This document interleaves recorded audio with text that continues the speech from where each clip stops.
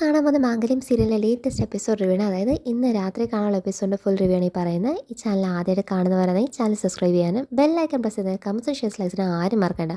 അപ്പോൾ എല്ലാവർക്കും അറിയായിരിക്കും ഇതിപ്പം വലിയൊരു മഹാസംഗമമാണ് നടക്കുന്നത്. അതായത് അഞ്ജലി വരുന്നുണ്ട്, പാർവതി ഉണ്ട്, അതുപോലെ തന്നെ ഗംഗ, അങ്ങനെ ഇനി വന്ദന വരാനുണ്ട്. അങ്ങനെ എല്ലാവരും വരാനുള്ളതിൻ്റെ ചേർന്നിട്ടുള്ള എപ്പിസോഡിന് വേണ്ടി ഓരോ പ്രതിസന്ധി അർച്ചന ഫേസ് ചെയ്യുമ്പോൾ ഓരോ വ്യക്തിയിൽ നിന്നുള്ള സഹായം കിട്ടുന്നതായിട്ടാണ് ഈ എപ്പിസോഡ് ടോട്ടലി പോകുന്നത്. അപ്പോൾ അർച്ചന പാർവതിയും ഗംഗയായിട്ട് കാറി വന്നുകൊണ്ടിരിക്കുന്നത്. സച്ചിയുള്ള സ്ഥലം, ആ പറയുന്ന ഒറ്റപ്പെട്ട ആ ഒരു സ്ഥലം, ആ ഒരു വീട് തേടിയുള്ള വരക്കമാണ് എല്ലാവരും കൂടെ. അപ്പം ആ റോഡിലേക്ക് പോകാൻ ഇനി ഒത്തിരി ദൂരമുണ്ട്. ആ ഒരു ഭാഗത്ത് അതൊരു കാട്ടിൻ്റെ നടുക്കുള്ള ഒറ്റപ്പെട്ട ഒരു വീടാണ്, അവിടം വരെ എത്തിച്ചേരണം. അപ്പം നടുക്ക് വെച്ച് ഈ വന്നുകൊണ്ടിരിക്കുമ്പോഴാണ് ഇവർക്ക് ആ ഒരു പോലീസുകാരി ഉണ്ടല്ലോ, ആ പോലീസുകാരി അർച്ചനയെ ഫോൺ വിളിക്കുന്നത്. അർച്ചന എന്ത് ചെയ്യുന്നതെന്ന് ചോദിക്കുമ്പോഴത്തേക്കും മാഡം ഞങ്ങൾ ഇതുപോലെ ഒരു ഇൻഫർമേഷൻ വെച്ചിട്ട് പോകും. അപ്പോൾ ഈ ഇൻഫർമേഷൻ തന്ന വ്യക്തിയാരെ അവർ സത്യത്തെ അവരെ വിശ്വസിക്കാൻ പറ്റുമോ, ഇനി അത് തന്നെ ഒരു ട്രാപ്പ് ആയിക്കുന്നൊക്കെയാണ് ആ പോലീസുകാരിക്കുള്ള സംശയം. പക്ഷേ അർച്ചന പറയുന്നുണ്ട് എന്തായാലും എനിക്ക് അറിയത്തില്ല മാഡം, ഞാൻ അവർ പറഞ്ഞ ആ കാര്യം തന്നെ വിശ്വസിച്ച് ഞാൻ മുന്നോട്ടേക്ക് തന്നെ സച്ചിനെ തേടി അങ്ങോട്ടേക്ക് അവർ പറഞ്ഞ സ്ഥലത്തേക്ക് പോകുന്ന പറയുമ്പോഴത്തേക്കും ഈ പോലീസുകാർ പറഞ്ഞു അർച്ചന വേണ്ട, അർച്ചന അതൊരു അപകടമാണോ എന്ന് പറഞ്ഞ് പറയുമ്പോഴത്തേക്കും അർച്ചന അങ്ങ് ഫോൺ കട്ട് ചെയ്യുവാണ്. അപ്പം ആ ഫോൺ കട്ട് ചെയ്യുന്നതിൻ്റെ കാര്യം എന്ന് പറയുമ്പോഴത്തേക്കും ആ ഫോൺ ഇരിക്കുമ്പം തന്നെ കാർ അവിടെ വെച്ചങ്ങ് സ്റ്റക്കാണ്. അപ്പോഴത്തേക്കും ഈ പോലീസുകാർ ഹലോ പറയുന്നത്, കാരണം അർച്ചനയ്ക്ക് എന്ത് സംഭവിച്ചെന്ന് അറിയത്തില്ല. അപ്പോൾ ഇവിടെ അർച്ചന മാഡത്തിനെ പിന്നെ വിളിക്കാവേ എന്നിട്ട് അങ്ങ് പെട്ടെന്ന് കട്ട് ചെയ്യുമ്പോഴത്തേക്കും കാർ അങ്ങ് നടുക്ക് വെച്ചെന്നാണ് അവിടെ ബ്രേക്ക് ഡൗൺ ആയി കിടക്കുവാണ്. അപ്പോഴത്തേക്കും പാർവതിയും അതുപോലെ തന്നെ ഗംഗ ഇറങ്ങി നോക്കിയിട്ടും കാറ് പണി മുടക്കി കിടക്കുവാൻ തന്നെ ഉറപ്പായി. അപ്പോഴത്തേക്ക് ഇനി എന്ത് ചെയ്യുമെന്ന് പറയുമ്പോഴത്തേക്കും ഇപ്പം ഈ റോഡിനകത്ത് മനുഷ്യനെ പോലും കാണാനില്ല, ഇവിടെ വെച്ചൊന്നും ശരിയാക്കിയിട്ട് ഉടൻ തന്നെ പോകാനും പറ്റത്തില്ല.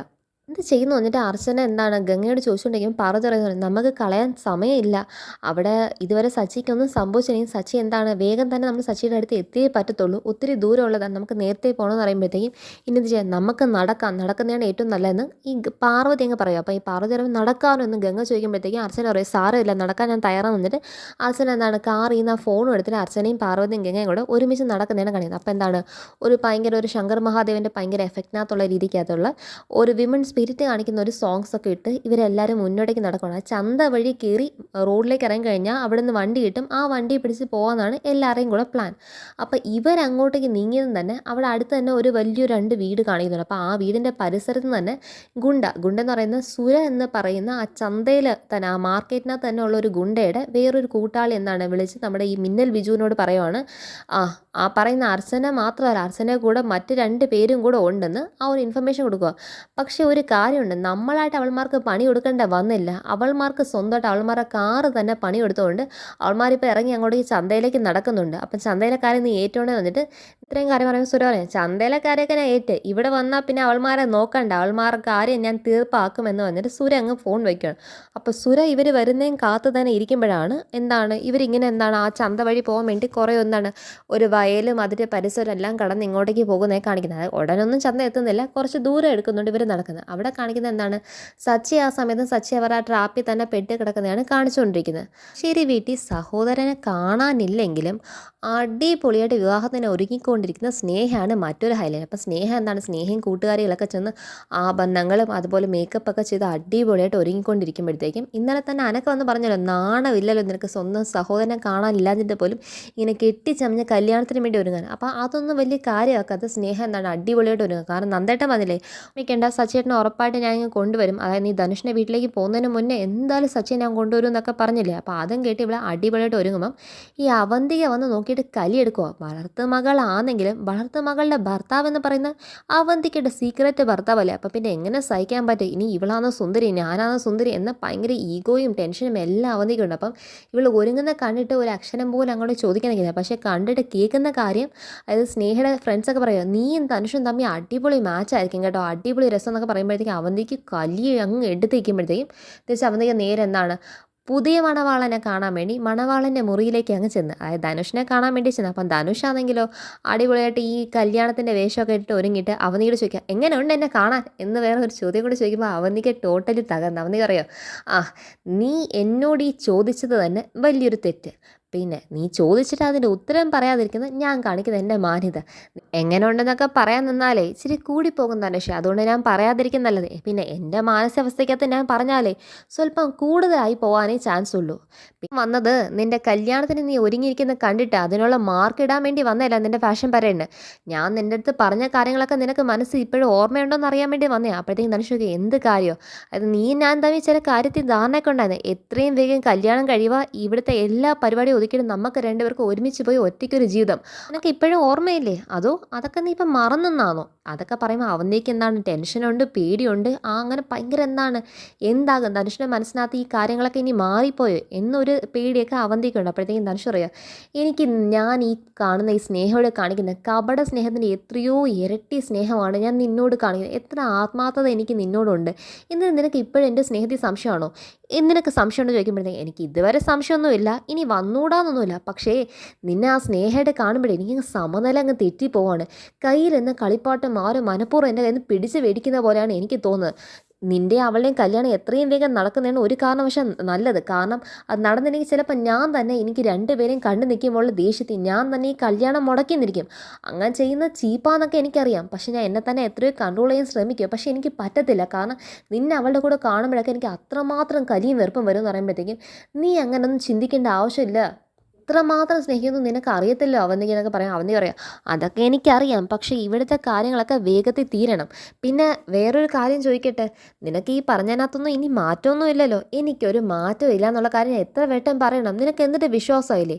അപ്പോഴത്തേക്ക് അതേ പറയാം, നമുക്ക് ഒരുമിച്ചുള്ള ജീവിതം അത് എത്രയും വേഗം തന്നെ വേണം. അതിന് എന്തൊക്കെ വേണോ അത് നീ വേഗത്തിൽ ചെയ്തേ പറ്റത്തുള്ളൂ. അല്ലാതെ ഇവിടെ തന്നെ സ്നേഹയുടെ ഭർത്താവായി എന്നും തുടരാൻ ഞാൻ നിന്നെ വിടത്തില്ല എന്ന് പറയുമ്പോഴത്തേക്കും ധനുഷ് പറയുവാണ്, അതൊക്കെ എനിക്കറിയാം. പിന്നെ വേറൊരു കാര്യമുണ്ട്, ചില ബന്ധങ്ങളെ എപ്പോഴും പ്രണയിക്കാനാണ് രസം. അത് കല്യാണത്തിലേക്കോ ഭാര്യ ഭർത്താക്കന്മാരായിട്ടുള്ള ബന്ധത്തിലേക്കൊന്നും ചില ബന്ധങ്ങളെ കൊണ്ടുപോകാൻ കൊള്ളത്തില്ല. അപ്പോൾ അതിൻ്റെ തന്നെ ആ ഭംഗി നഷ്ടപ്പെടും. ഇതൊക്കെ അറിഞ്ഞു വെച്ചിട്ട് നീ ഇതൊക്കെ ചോദിക്കേണ്ട ആവശ്യമുണ്ട്. അപ്പോഴത്തേക്ക് അവന്തിക്ക് ഒരു ടെൻഷൻ, ഇനി ഇത് അവന്തിയെ ഉദ്ദേശിച്ച് പറയുവാണോ അതോ ഈ സ്നേഹയെ ഉദ്ദേശിച്ച് പറയാമെന്നോ തന്നെ സംശയം. പക്ഷേ യഥാർത്ഥത്തിൽ അവൻ പറഞ്ഞത് അവന്തിയെ ഉദ്ദേശിച്ച് തന്നെയാണ്. കാരണം അവന്തികനെ പ്രേമിക്കാനേ കൊള്ളത്തുള്ളൂ, ഭാര്യയെ കൂടെ കൊണ്ട് വെച്ചുകൊണ്ട് നടക്കാനൊന്നും കൊള്ളത്തില്ല. സ്നേഹ തന്നെയാണ് ഭാര്യയാകാൻ പറ്റിയെന്ന് തന്നെ പറയാതെ പറഞ്ഞതാണ് ധനുഷ്. അപ്പോഴത്തേക്ക് അവധി പറയുമോ, ഈ പറഞ്ഞ നീ എന്നെക്കുറിച്ചാണോ അതോ സ്നേഹയെക്കുറിച്ചോ? അപ്പം ധനുഷിന് ഉത്തരമില്ല. കാരണം നിന്നെക്കുറിച്ചാണ് മരമണ്ടി പറഞ്ഞത്, അത് നിനക്ക് മനസ്സിലായത് പോലുമല്ലോ. അപ്പോഴത്തേക്ക് അതേ പറയുന്നുണ്ട്, ഇനി എന്നെക്കുറിച്ചാണ് പറഞ്ഞെങ്കിൽ എന്താ ചെയ്യേണ്ടെന്നുള്ള കാര്യമൊക്കെ എനിക്കറിയാം. പിന്നെ സ്നേഹയെക്കുറിച്ചാണെങ്കിൽ എനിക്ക് കുഴപ്പമൊന്നുമില്ല. അതുകൊണ്ട് ധനുഷേ, നമുക്ക് ഈ കാര്യം വേണം. ഇനി ഈ ടോപ്പിക്ക് സംസാരിച്ചാലേ അത് നമുക്ക് തമ്മിൽ ശരിയാകത്തില്ല. എന്താ സച്ചിയുടെ കാര്യമൊക്കെ? സച്ചിയുടെ കാര്യം അവൻ ഇങ്ങോട്ടേക്ക് ഇനി വരാൻ ചാൻസേ ഇല്ല. എൻ്റെ കല്യാണം കഴിഞ്ഞ് ഞാൻ സ്നേഹയുടെ കഴുത്തിൽ താലി കെട്ടുന്നവരെ ആ സച്ചിയുടെ കയ്യിലുള്ള കയറുകളൊന്നും അഴിയാൻ പോലും പോകുന്നില്ല. പിന്നെ അന്ന് സച്ചിയുടെ കാര്യത്തിൽ എനിക്ക് ഇത്ര പേടി. അതുകൊണ്ട് നീ അതൊന്നും ആലോചിച്ച് ടെൻഷൻ ആകെ വേണ്ട, എല്ലാം സെറ്റാക്കിയിട്ടുണ്ട്. അപ്പോൾ അവധി പറയാം, സച്ചിയെ ഞാൻ കൊല്ലാനാണെങ്കിലും ഞാൻ വളർത്തിയ മകൻ തന്നെ സച്ചി. അതുകൊണ്ട് അവനെ നന്നായി അറിയാവുന്നതുകൊണ്ട് പറയുവാണ്, അവനങ്ങനെ നിസ്സാരമായിട്ട് കാണല്ലേ. എവിടെയെങ്കിലും ഒരു അബദ്ധം പറ്റിയാൽ പിന്നെ നിൻ്റെ കല്യാണം നീ സ്വപ്നം കണ്ടാൽ പോലും നടക്കത്തില്ല. നീ മാത്രമല്ല, ഞാനും നീയും ചെയ്ത എല്ലാ പദ്ധതികളും അതോടവൻ പൊളിച്ചടുക്കി തരും. അപ്പോഴത്തേക്കും നീ സച്ചിയെക്കുറിച്ച് ആലോചിച്ച് പേടിക്കുക വേണ്ട. ഇനി സച്ചി ഇങ്ങോട്ടേക്ക് വരണോ വേണ്ടെന്നുള്ള കാര്യം ചിന്തിക്കേണ്ടത് പോലും നമ്മളാണ്. നീ അത് ആലോചിച്ചാൽ മതി. അപ്പോഴത്തേക്ക് അവന്തിക്ക് അതൊരു രസമാവുന്നുണ്ട്. അപ്പോഴത്തേക്ക് അർച്ചനയുടെ കാര്യം എന്തായി? അർച്ചന ഈ നാട് വിട്ട് പോയിട്ട് വേണ്ടേ വേറൊരു നാട്ടിൽ താമസിക്കുന്ന സച്ചിയെ കണ്ടെത്താൻ? അതിന് ഈ നാട്ടിൻ്റെ ബോർഡർ കിടക്കാൻ അവൾക്ക് പറ്റത്തില്ലോ. അതിനനുസരിച്ച് ഞാൻ ഇവിടെ എല്ലാ പരിപാടിയും ചെയ്തിട്ടുണ്ട്. അവളെ ഈ ബോർഡറിൽ തന്നെ തടയാൻ ആൾക്കാരുണ്ടെന്ന് പറയുമ്പോഴാണ് അർച്ചന ആ ചന്തയിലേക്ക് എത്തുന്നത്. ചന്തയിൽ വെച്ച് അർച്ചനയെ തടയാൻ വേണ്ടിയിട്ട് 3 ഗുണ്ടകൾ വരുന്നതൊക്കെ കാണിക്കുന്നത്. അപ്പോഴത്തേക്ക് ഈ പറയുന്നതിനകത്ത് ആരാടി അർച്ചന ഒഴികെ ബാക്കി നിൽക്കുന്നവരൊക്കെ മാറി നിൽക്കുന്നു. അവിടെ ഫൈറ്റ് സ്റ്റാർട്ട് ചെയ്യാൻ നിൽക്കുന്നതാണ് അവിടെ കാണിക്കുന്നത്. അപ്പം ഇവിടെ അവന്തിക്ക് വീണ്ടും പറയുന്നുണ്ട്, അർച്ചനെ നിസ്സാരമായിട്ട് കണ്ട ഈ വെട്ടം അർച്ചന തോറ്റിരിക്കും. ഇനി നാളെ കേൾക്കാൻ പോകുന്ന വാർത്തയെ അർച്ചനെ കാണാനില്ല എന്നാണ്. സച്ചി അന്വേഷിച്ച് പോയ അർച്ചനെ ഈ വീട്ടിൽ നിന്ന് കാണുന്നില്ല. ഇനി സച്ചിയും അർച്ചനയും വീട്ടിലേക്ക് തിരികെ വരണോ വേണ്ടോ എന്നത് നമ്മൾ തീരുമാനിക്കും. അതനുസരിച്ചിരിക്കും അവരിനി ഇവിടെ എന്ന കാര്യങ്ങളൊക്കെ അതനുസരിച്ചിരിക്കും. അതുകൊണ്ട് നീ അത് ചിന്തിച്ചാൽ മതി. അപ്പം അവന്തിയെ ചിന്തിക്കോ ഇനി വരുത്തണോ വേണ്ടോ എന്നൊക്കെ അവന്തിക്ക് ചിന്തിക്കുന്നുണ്ട്. തൽക്കാലം അർച്ചനയെ കൊല്ലുന്ന കൊണ്ട് വല്ല ബെനിഫിറ്റ് ഉണ്ടോ എന്നും കൂടെ അർച്ചനയുടെ കുറിച്ച് അവന്തിക്ക് ചിന്തിക്കുവാണ്. അപ്പോൾ ഒന്നും പറയുന്നില്ല, എന്താ തീരുമാനമൊന്നും പറയുന്നില്ല. ഇനി അർച്ചനയ്ക്ക് അഥവാ സച്ചിയെ കണ്ടെത്താൻ ഇനി പറ്റിയാൽ ഈ നാട് കിടന്നില്ല, അന്നേരം ഞാൻ വിശ്വസിച്ചോളാം അവൾ ദയാനന്ദൻ്റെ മോളാന്നുള്ള കാര്യം അന്നേരം ഞാൻ വിശ്വസിച്ചോളാം എന്നൊക്കെ പറഞ്ഞ് ഈ അർച്ചനയെക്കുറിച്ച് വെല്ലുവിളിച്ച് സംസാരിക്കുവാണ് ഈ ധനുഷ്. അപ്പോഴത്തേക്ക് അർച്ചന അവിടെ നേരെ ഗുണ്ടകളുടെ കയ്യിലേക്ക് ബ്ലോക്ക് ഷോക്ക് ആവും. അപ്പം ഗുണ്ടകൾ പറയും ഇത് അർച്ചന ഒഴികെയുള്ള ബാക്കി എല്ലാവരും മാറി നിൽക്കുന്ന പറയുമ്പോഴത്തേക്ക് അവരാരും മാറി നിൽക്കാൻ തരല്ലേ. അവിടെ എന്താണ് ഗംഗയും പാർവതിയും ചോദിക്കുന്നുണ്ട് ഇവരൊക്കെ അർച്ചനയ്ക്ക് അറിയാവോ? അപ്പോൾ അർച്ചന പറയുന്നത് എനിക്ക് ഇവർ ആരാന്ന് പോലും അറിയത്തില്ല.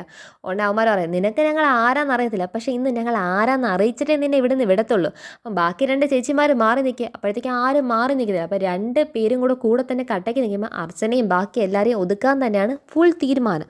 അപ്പോൾ ഈ ഇൻഫർമേഷൻ 3 പേരുണ്ടെന്നുള്ള കാര്യം ഈ സുര എന്താണ് നേരത്തെ തന്നെ മിന്നൽ ബിജുവിനെ വിളിച്ചിട്ട് മിന്നൽ ബിജുവിൻ്റെ അടുത്തുള്ള ആ ഒരു വേറൊരു ഗുണ്ടയുടെ കൂടെ സഹായത്തിന് നിൽക്കുന്ന വേറൊരു വ്യക്തിയുണ്ടല്ലോ സച്ചിക്ക് എന്താണ് ലിഫ്റ്റ് ചോദിച്ചവൾ. അപ്പോൾ അവൾ പറയുമോ സംതിങ് ഈസ് റോങ്, എന്തൊരു പ്രശ്നമുണ്ടോ, അല്ലെങ്കിൽ എന്താ ഒറ്റയ്ക്ക് ഇറങ്ങിയ അർച്ചന എന്നാണ് ധനുഷ് പറഞ്ഞത്. പക്ഷേ ആ ധനുഷ് പറഞ്ഞ പോലെ ഒറ്റയ്ക്ക് വരുന്നതിന് പകരം അർച്ചന 2 അവൾമാരെയും കൂടെ കൂട്ടിക്കൊണ്ടല്ലേ വരുന്നത്. ഇതിനകത്ത് എന്തോ പ്രശ്നമുണ്ട് ബിജു എന്നൊക്കെ പറഞ്ഞാൽ അവൾ അവിടെ പറയുന്നതും കാണിക്കുന്നുണ്ട്.